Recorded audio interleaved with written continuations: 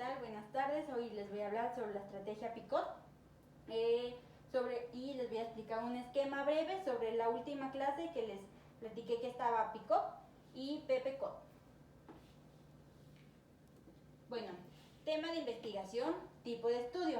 Si es analítico se van a basar en PICOT, si es descriptivo se van a basar en PPCOT.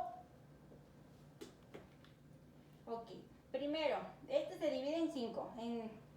Todas sus abreviaciones tienen un porqué. Paciente o población. Incluye el grupo de pacientes que se desea estudiar, sus características, criterios de inclusión y exclusión, permite homogeneidad y reduce factores de confusión.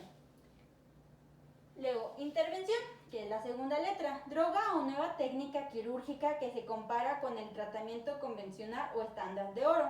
Luego sigue la 3. Comparación.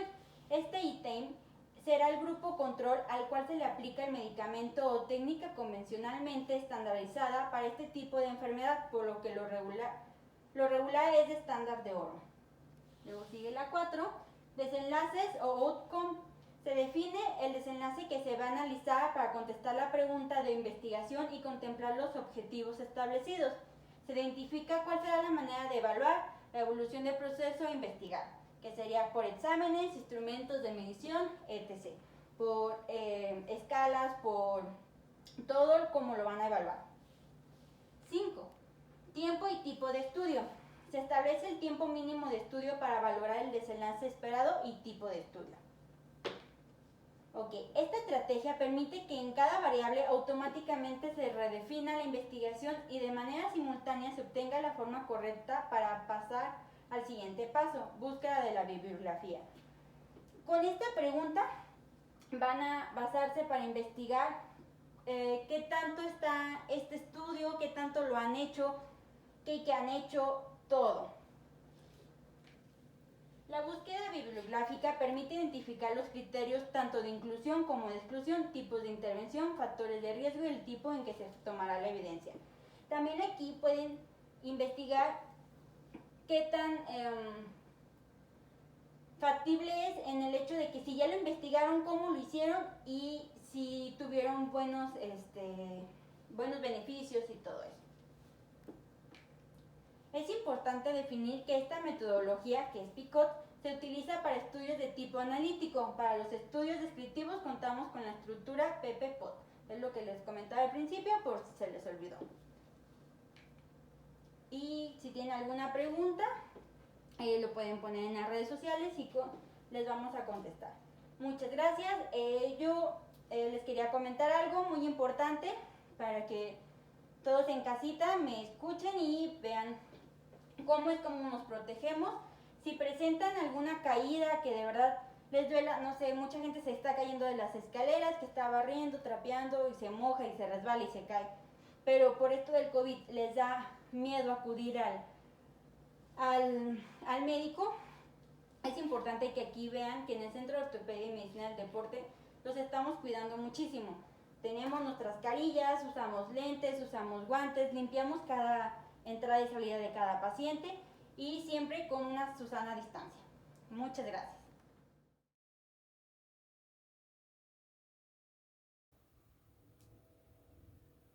Hola, ¿qué tal? Buenas tardes. Estamos aquí en Centro Médico Puerta de Hierro, en Guadalajara, Jalisco, en TOP, Traumatología y Ortopedia Práctica, con el doctor José Alberto Reyes Pedrosa, con la doctora Sandra Nájera Archundia. Mi nombre es Miguel González y vamos a hablar de la sesión académica de esta semana, la cual se titula Lesiones del mango rotador. Y bueno, el manguito rotador pues es una estructura anatómica que está compuesta por 4 músculos o 4 tendones, que son el supraespinoso, el infraespinoso, el redondo menor y el subescapular. Estos 4 tendones, el que más se afecta por anatomía es el supraespinoso y el que se afecta menos es el redondo menor. Las patologías que pueden afectarlo van desde la tendinosis, rupturas intrasustancia, rupturas tendinosas, enfermedades por depósito, rupturas completas y tendinopatía por enfermedad por depósito de hidroxiapatía. Entonces definimos la lesión del mango rotador como cualquier irritación o daño en los músculos del manguito de los rotadores. Para entrar a los antecedentes no quiero mencionar tantas situaciones, sino quiero hacer notar que durante los últimos 100 años diferentes autores, diferentes médicos llegaron a avanzar el diagnóstico y elucidar patologías de manera independiente y sin embargo esto conjuntando la información y mejorando el diagnóstico y tratamiento y las hipótesis y explicación de las etiologías. Desde 1930, cuando se hizo la primera descripción de una ruptura del tendón, y luego Codman encontró lo mismo que este autor, que Smith, pero él mencionó que la ruptura se hacía por un traumatismo previo. Luego Meyer mencionó que la teoría del manguito era también la ruptura de la porción larga del bíceps y era ocasionada por sobreuso. Ellos empezaron a hablar de la teoría del estrés. Case, en 1935, en estudios por mortem, encontró datos y evidencia en pacientes cadavéricos de inflamación tendinosa y postuló la posible asociación con toxinas y virus. Luego Olson en 1935 conjeturó que la curvatura de la cabeza humeral producía isquemia del manguito rotador del bíceps, y en los 70 la hipótesis de un inadecuado aporte sanguíneo salió a la luz, y esto condicionando la aparición de la necrosis vascular por microvascularización. Luego en los 60 Goldie demostró la aparición de la zona crítica del tendón supraespinoso, y fue en el 72 cuando Charnier habló del síndrome del pinzamiento. Posteriormente en los 80 Bigliani apareció con la clasificación anatómica que aún utilizamos hasta nuestros días, y la cual hablaba de la posición anatómica de la acromia y el papel en el pinzamiento. Entonces, años después, estudios cadavéricos demostraron lo que Bigliani había sustentado. Como podemos observar, muchos autores han influido en la investigación de las etiologías de las lesiones del mango rotador a lo largo de los últimos años, pero ha sido un esfuerzo conjunto, lo cual nos ha llevado hasta la actualidad. Entonces vamos a entrar un poquito en la anatomía. Ya mencionamos que los principales componentes son el supraespinoso, el infraespinoso, el redondo menor y el subescapular. Y acá podemos observarlo, el subescapular, supraespinoso, infraespinoso y el redondo menor, como un consejo anatómico para poder recordarlo y recordar que envuelve la cabeza del húmero. Y acá podemos observar en esta imagen un desgarro del supraespinoso, y acá en esta disección podemos ver el infraespinoso, el supraespinoso, el subescapular y cómo confluyen sobre el acromion y cómo están justo por debajo. Hay que recordar que no son solo rotadores, también son estabilizadores de la articulación glenohumeral. Y bueno, en la osteología es muy amplia. Vamos a entrar nada más de lleno a mencionar algunas situaciones importantes, como aquí la fosa subescapular, donde va a descansar el tendón del subescapular, y acá la escortadura supraescapular. Podemos ver aquí el acromion y la clavícula, la cual se encuentra recortada, el tubérculo mayor y el tubérculo menor, los cuales sirven de inserciones, el cuello anatómico, el tubérculo menor y el cuello quirúrgico. Y podemos observar la cavidad glenoidea de la escápula y cómo se va a mantener. Y en esta imagen podemos observar con mayor detalle el descenso de la fosa infraespinosa, el ascenso y la tunelización de la fosa supraespinosa, el acromion y la curvatura del ángulo del acromion, así como la pubis coracoides y la clavícula, y el tubérculo mayor y el tubérculo infraglenoideo y el cuello anatómico y quirúrgico. Además, en esta imagen, la cual me gusta mucho, podemos valorar cómo el músculo subescapular reposa sus anchas. Podemos ver la inserción del romboides y del serrato, el homoideo y la porción larga del bíceps. Y acá podemos observar el músculo supraespinoso, el trapecio, el músculo romboides mayor en esta porción, y acá el infraespinoso y cómo descansan sobre el trapecio. Y aquí podemos valorar en la osteología del húmero el subescapular, el supraespinoso, el infraespinoso y el redondo menor, el pectoral mayor. Y bueno, pues los principales ligamentos que van a ayudar a estabilizar la articulación glenohumeral. En esta vista anterior podemos observar los coracoclaviculares, que son el trapezoide, el conoideo, la clavícula y la cápsula de la articulación acromioclavicular y el acromion, aquí con la vista característica. Además, aquí podemos valorar el tubérculo mayor y menor del húmero, y podemos ver el tendón del supraespinoso, el cual se encuentra seccionado, y acá los ligamentos capsulares y esta parte que es la comunicación de la bolsa subtendinosa del subescapular. En esta otra vista podemos valorar, es un corte sagital, y podemos valorar primero el labrum, el ligamento glenohumeral superior, el inferior, el medio, y acá podemos valorar el supraespinoso y el infraespinoso. y el redondo menor. Y en este podemos valorar el ligamento glenohumeral superior, el medio, el inferior, el tendón del bíceps y el coracoacromial. Y en esta imagen podemos valorar la miología. Vemos en esta vista anterior el músculo subescapular, cómo se une a la cabeza humeral. Podemos ver el ligamento capsular, cómo descansa en la parte inferior, el músculo supraespinoso, cómo pasa por el receso del ligamento. Podemos ver el acromion y el músculo deltoides que se encuentra seccionado. Y ya haciendo una unión de algunas de las estructuras en esta imagen, podemos observar en esta osteomiología. Primero, que es, en esta vemos la visión lateral de la articulación abierta y aquí descansa la glenoides, el tendón del infraespinoso, que se va a encontrar fusionado a la cápsula, el ligamento glenohumeral superior, el tendón del bíceps, el ligamento coracomeral, la apófisis coracoides y los orificios de la bolsa subtendinosa del subescapular. Y acá podemos ver el músculo deltoideo, la bolsa subdeltoidea, el tendón del supraespinoso, cómo descansa debajo del acromion y el rodete glenoideo.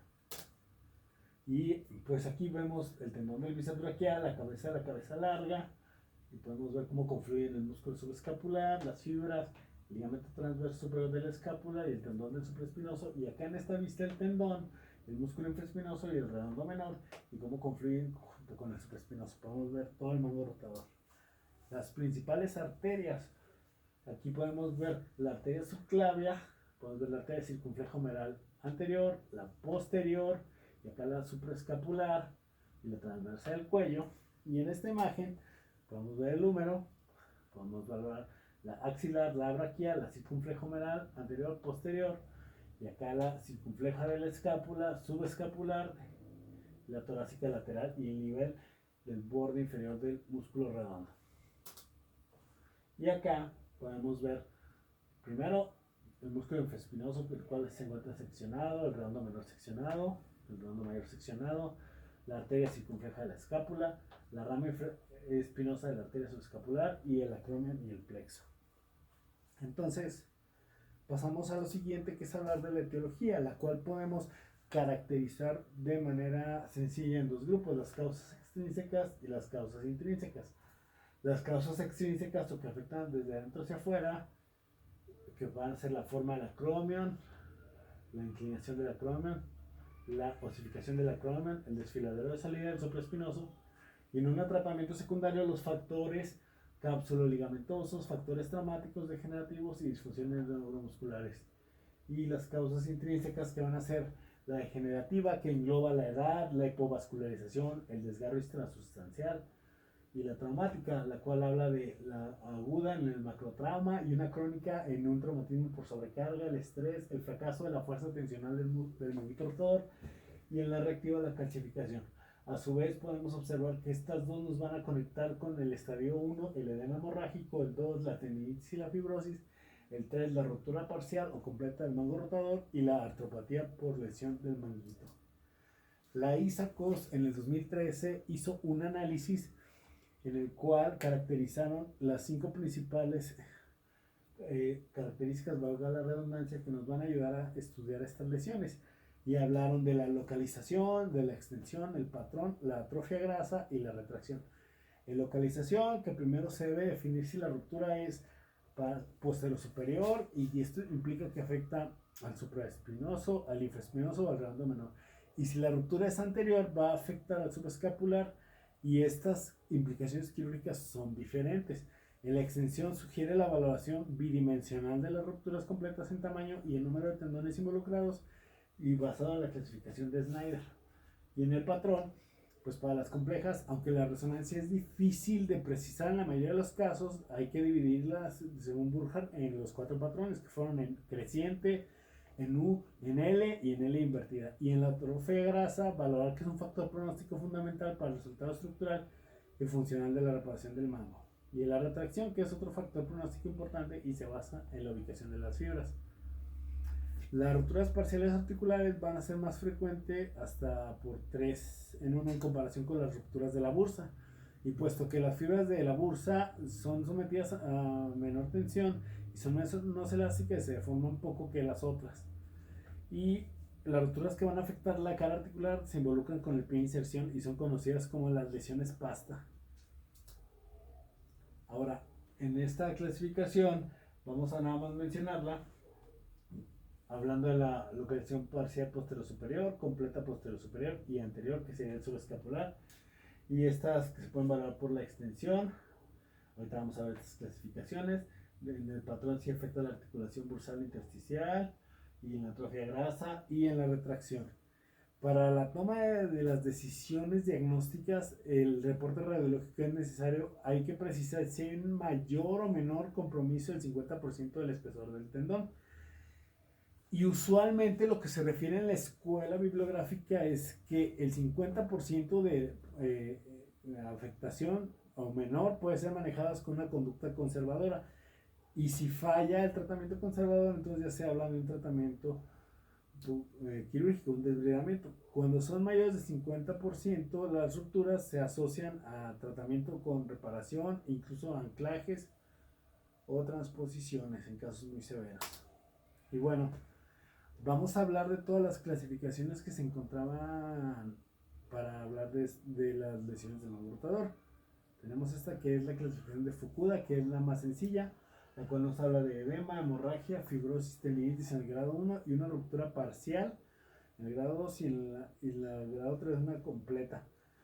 Fukuda menciona que las rupturas bursales, a diferencia de las articulares, son más sintomáticas, pero hay estudios recientes que rechazan esta hipótesis y dicen que no se relacionan a su capacidad de generar dolor y afectan igual. Esta es la clasificación de Garzman y Ellman. Aquí podemos ver que son 5 grados y únicamente se basa en el tipo de desgarro, que es un desgarro creciente que va aumentando, un desgarro reverso en el que se mantiene la parte anterior mantenida en forma de L, en forma trapezoidal y un desgarro masivo. En la clasificación de Ellman, la cual únicamente nos habla de clasificarlo por diámetro grosor y nos da 3 grados, la ruptura parcial menos de 3 milímetros, la ruptura parcial de entre 3 y 6 y el grado 3 con una ruptura parcial de más de 6. Y aquí podemos ver en esta imagen el grado 1 con un adelgazamiento menos de 3 milímetros, el grado 2 de 3 a 6 y el grado 3 más de 6 milímetros de adelgazamiento de afectación del desgarro. Además tenemos la clasificación de Paté, y esta nos habla del grado de retracción y la clasifica en 3. El primer grado, una retracción mínima junto a la inserción ósea. El segundo grado, una retracción hasta la cabeza humeral. El tercer grado, hasta el nivel de la glenoides.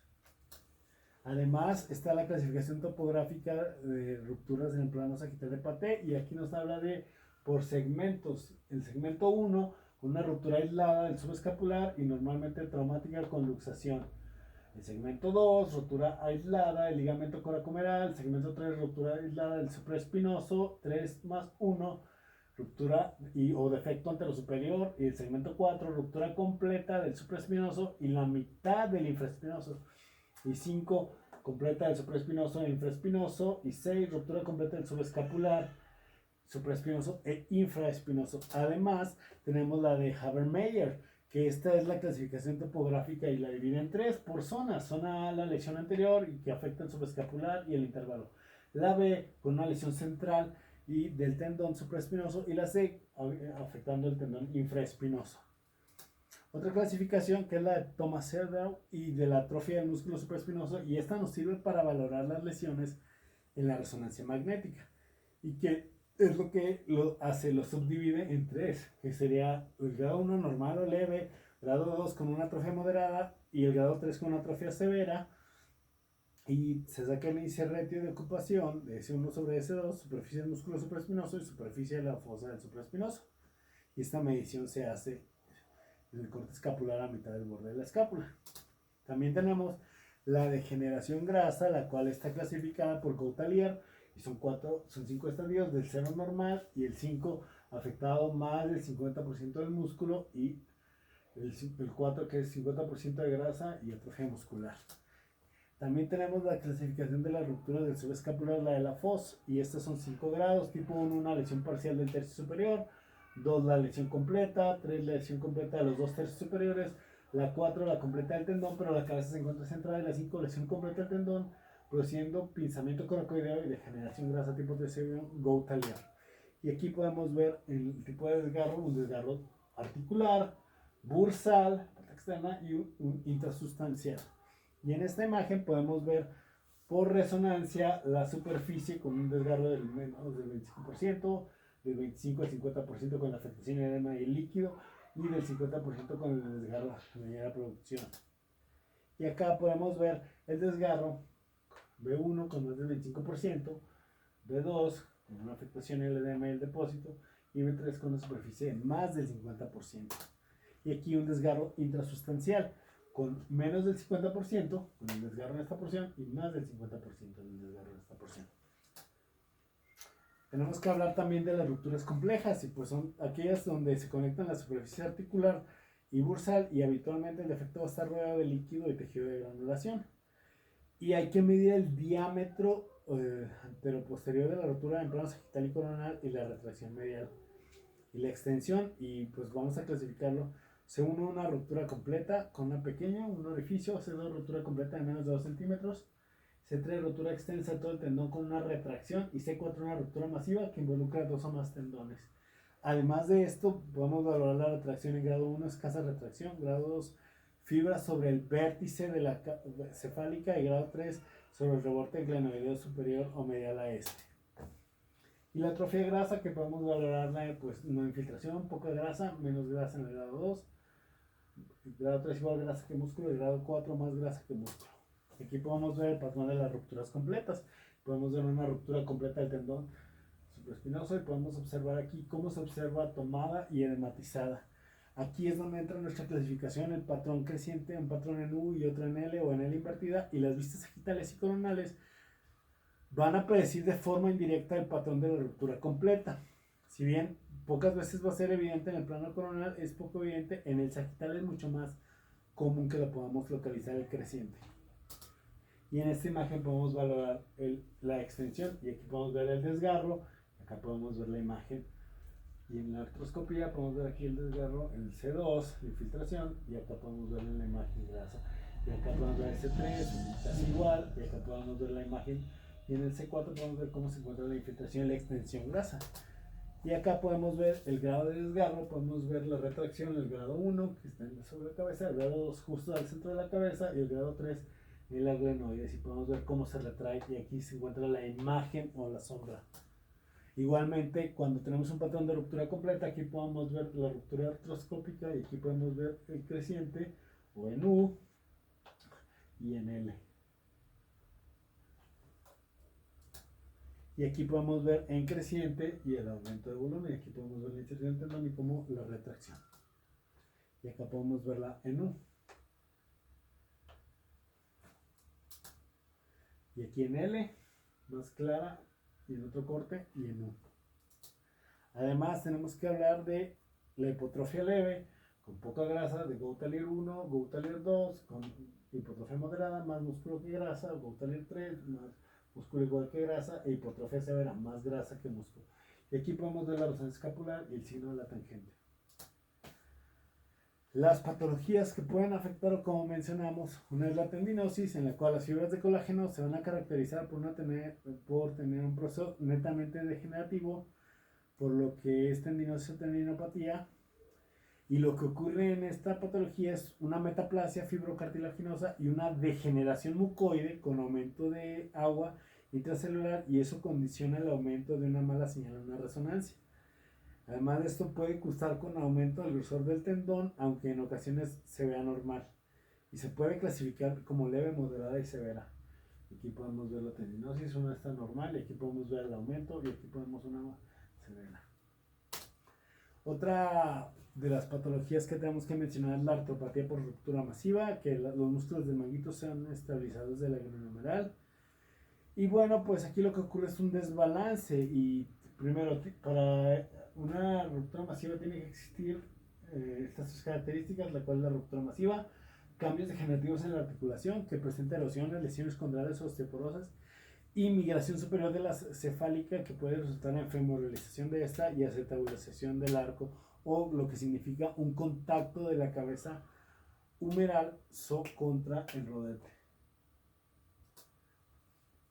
Para la valoración está la clasificación de Hamada, que es la clasifica en 5 estadios y es por la medida en milímetros. El Hamada 1 es un intervalo acromiohumeral de más de 6 milímetros, la Hamada 2 de 5 milímetros o menos, la 3 con acetabilización, la 4 es con grado 3 y además una artrosis y el colapso de la cefálica humeral y eventual necrosis vascular en la 5.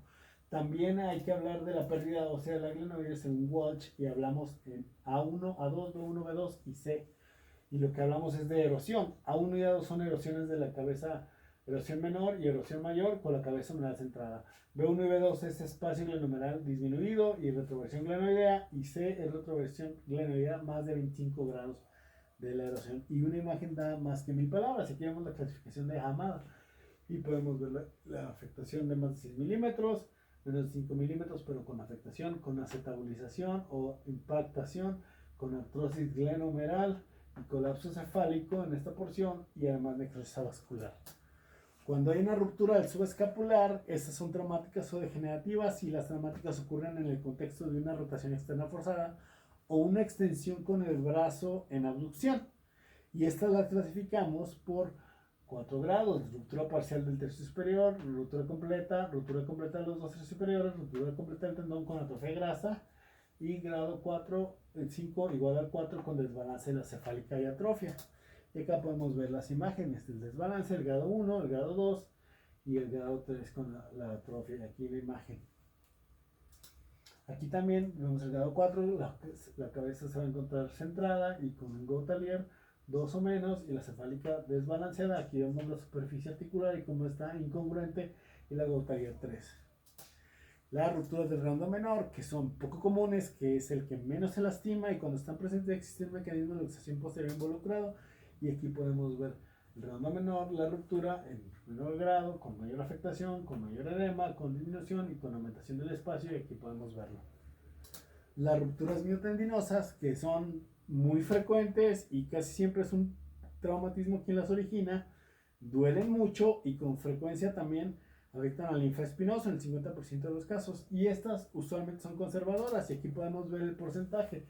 Podemos ver que el linfaespinoso es el que más se afecta, segundo lugar el supra, tercero el subescapular y en cuarto el redondo menor. Como mencionamos, el que menos se afecta. Y aquí podemos ver una imagen de una ruptura y podemos ver el edema, la centralización, podemos ver la imagen y el líquido. Las enfermedades por depósito de hidroxiapatita son acumulación anormal. Esto ocurre más bien en mujeres de 40 a 60 años, y en el caso del hombro afecta principalmente al supraespinoso y luego al infraespinoso. Lo que ocurre son 3 fases generales, y la fase 2 que se subdivide en 3 estados. En la primera es una metaplasia fibrocartilaginosa de los tenocitos, y estos producen proteoglicanos, y luego ocurre la fase calcificante, que a su vez se subdivide en la 2-1, es la formativa, donde los cristales de calcio se van a depositar en vesículas, y estas van a coalescer o chocar y juntarse y van a aislarse en los focos de calcio, y en esta pasa a la fase estacionaria, que es la 2-2, y cesa la acumulación y engloba o aísla los focos de calcio, y luego ocurre la fase reabsortiva, donde hay reabsorción espontánea de los cúmulos de calcio con formación de pequeños canales vasculares alrededor de dichos focos. Y en esta fase el calcio adopta una consistencia más blanda, como de pasta de dientes, y los pacientes pueden tener más clínica y limitación funcional. Y finalmente la fase postcalcificante, donde ocurre una reparación del tendón, donde hay polos fibroblastos y se produce un colágeno inmaduro y forma una cicatriz, como en este caso que podemos ver aquí cómo ocurre. Y en esta imagen podemos ver la fusión bursal, o cómo se hace el distanciamiento. Podemos ver el líquido aquí y cómo va aumentando y cómo va formándose. Y bueno, hasta aquí vamos a terminar nuestro tema. Vamos a hablar la próxima semana. Continuamos con métodos de diagnóstico y tratamiento. Mi nombre es Miguel Gómez Serrano. Agradecemos mucho su atención. Recuerden que seguimos atendiendo urgencias aquí en TOP y en Centro Médico. Estamos a sus órdenes. Por favor, continúen con las normas de contingencia. Gracias.